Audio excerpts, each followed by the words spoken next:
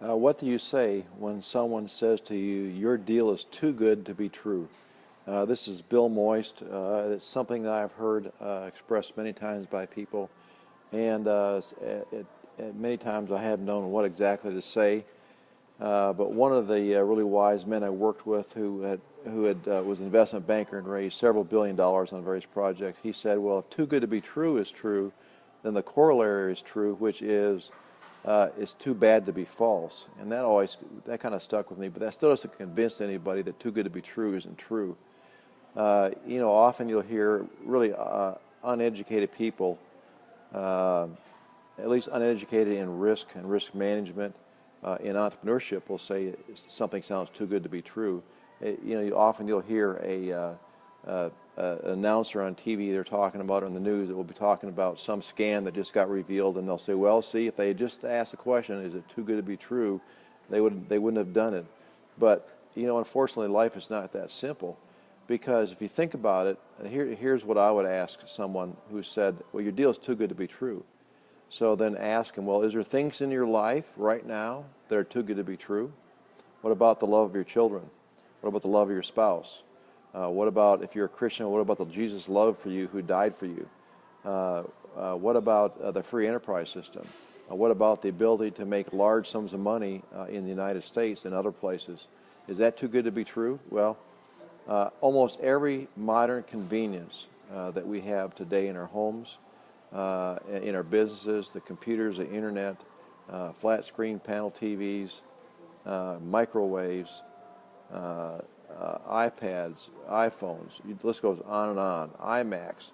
Those are all too good to be true just a few years ago. Those things were unheard of. People didn't have those things. So if you'd gone back 30 years ago and said everybody will have a small phone in their hand that'll be more powerful than the most powerful computers you can buy today, personal computers, they say, well, that's too good to be true. That'll never happen. So a better question to ask is not, is it too good to be true? Because until we experience flying an airplane, that was too good to be true. Until we experience flying in a jet to be able to go cross country in whatever it is, 3 hours, that was too good to be true. All the things that we enjoy in our lives at one point were too good to be true. So a much more intelligent question to ask is it something for nothing? That's a much more intelligent question. Am I going to make a whole bunch of money and I do nothing? A lot of the internet scams are all about you getting something for nothing. A lottery is something for nothing. I don't buy lottery tickets because I don't believe in something for nothing.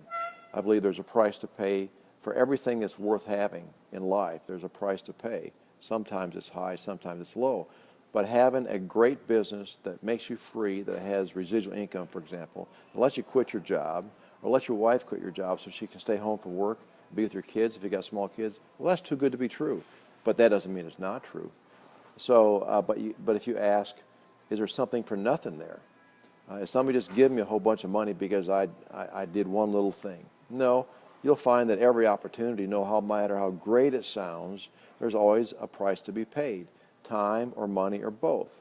Those who are making, tens of thousands or hundreds of thousands of dollars a month or more in online marketing are very skilled. They paid a big price. They spent a lot of time studying and trying and testing. And I'm not discouraging you from paying that price. I'm just saying that that wasn't something for nothing.